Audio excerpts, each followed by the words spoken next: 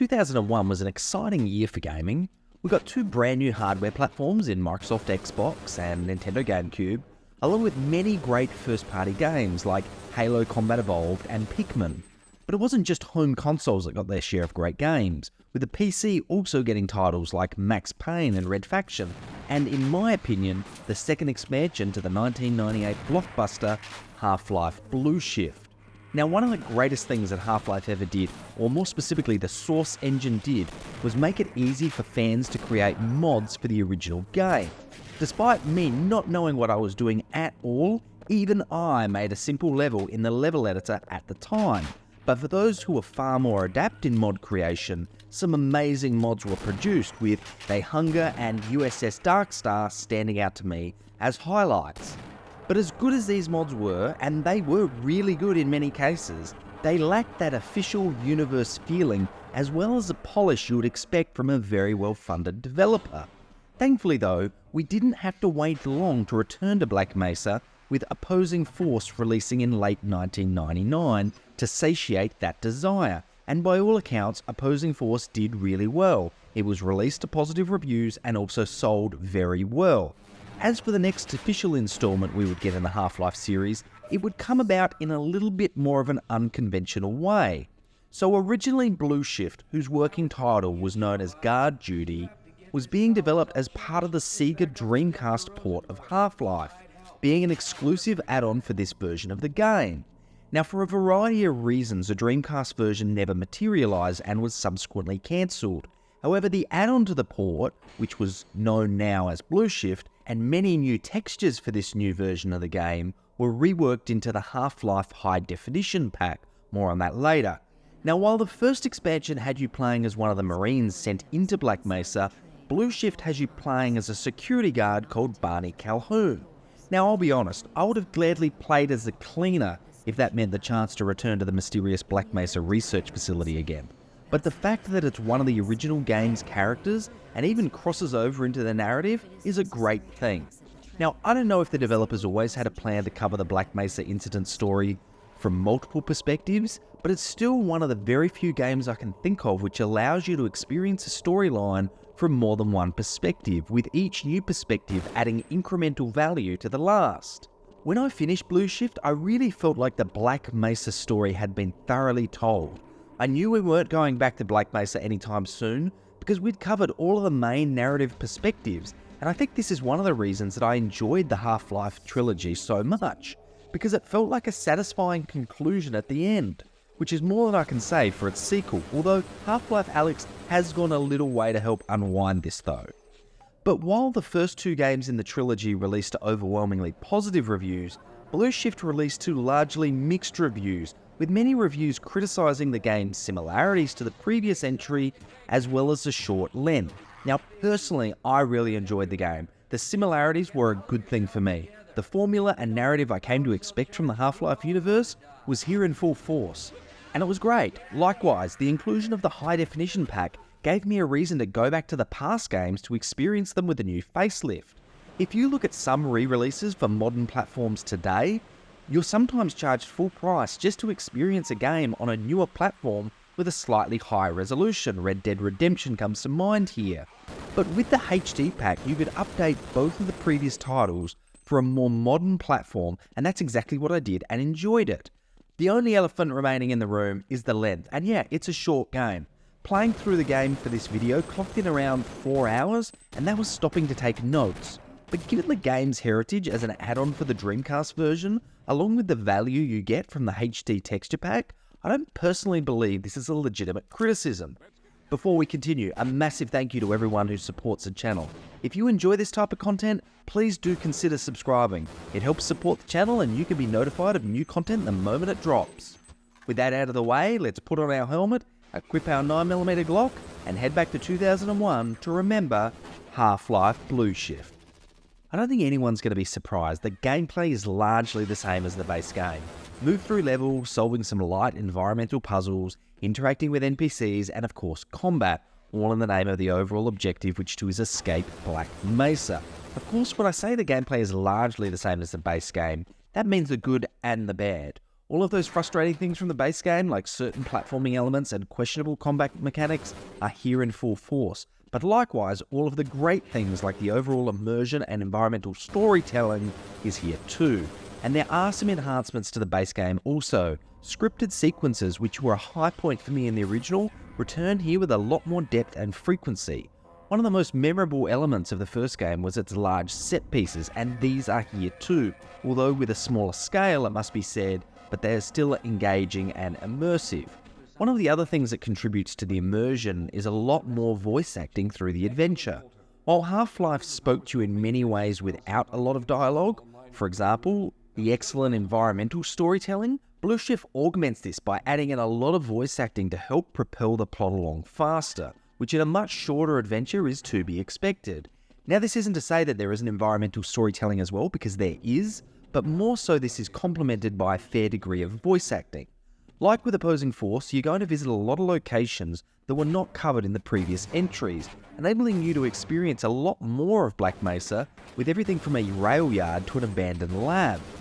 Side note, I always like when games show you an abandoned area alongside the modern equivalent. Another Source game, Portal 2, did this really well, but Blue Shift did it 10 years prior. There's also a visit to Zen because of course it's a Half-Life game and one of the rules is you need to have a Zen sequence. But for me, this is the best Zen level design I've seen, and unlike the past games, it felt a lot more connected to the overall game, as opposed to a short or long, in the case of the original, side quest away from the main story. The puzzles actually make sense here, and the overall objective of your visit has a very logical reason given by a good degree of exposition. As I said, it's by far the best Zen sequence of the original trilogy. I would have even tolerated it being slightly longer, and that's not something I thought I'd ever say about Zen. Despite the original game having aged some 4 years when Blue Shift was released, the original game's mechanics were solid enough that they didn't just stand up in 2001, but arguably still stand up in modern times. Another thing that largely stands up is the combat. Now, Half-Life was never a combat masterpiece. There are some challenges with some elements like AI pathing, particularly among the human enemies, but for the most part, it's pretty good.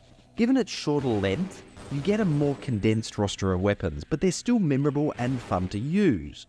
First off, a staple of the Half-Life series, the crowbar. Now, while Opposing Force gave Adrian Shepard a knife, which seemed a bit more appropriate for a Marine, I would have liked some type of nightstick or novelty-sized flashlight for Barney, as the crowbar really was Gordon's thing, but alas, it does its job pretty well.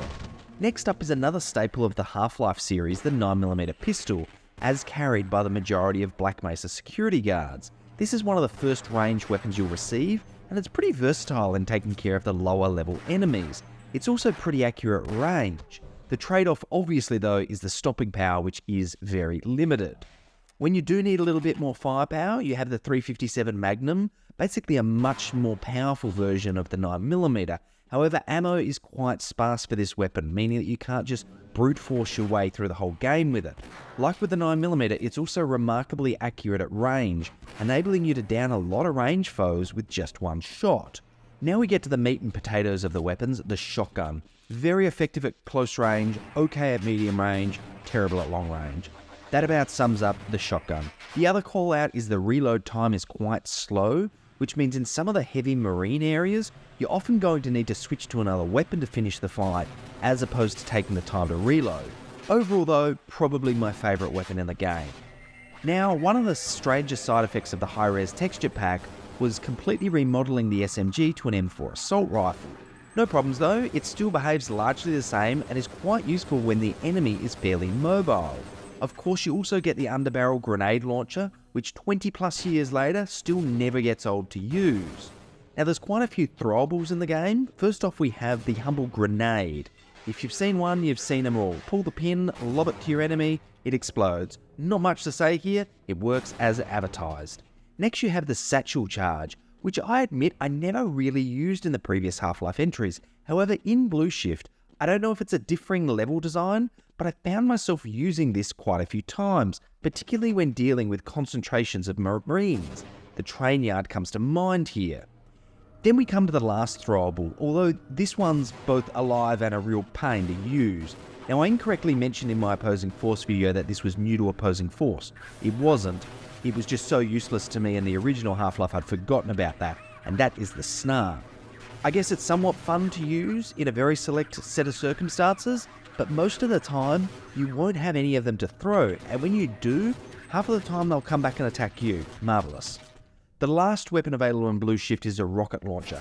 Again, it's pretty self-explanatory what this does. Pull the trigger, shoot rocket. It also has the ability to track the rockets via a laser, which is nice. You won't get to use this that often owing to the very limited ammo supply, but when you do, it's a worthwhile addition to the combat. Now, while Blue Shift's campaign and overall map is a lot smaller than the previous entries, in my opinion they are still very good, and perhaps the most realistic depictions of Black Mesa for the time. Gone are the majority of sparsely detailed wide open spaces, replaced with far more intimate and detailed maps, which combined with a HD texture pack really makes the game pop visually. One of the good things that Blue Shift does is that it often shows you where you need to go, despite that area currently being inaccessible, requiring other tasks to be completed before allowing you to progress. This does a really good job of delivering satisfying pacing, because in many cases you get to visualize the goal before you reach it. This is very good level design. Another mechanic which takes a lot of inspiration from the past entries is the environmental puzzle solving.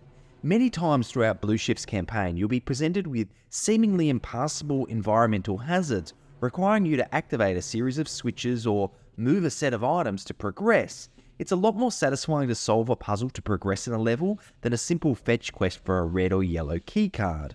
Overall, while it's a fairly short game, all in the level design holds up well, even 20 plus years later.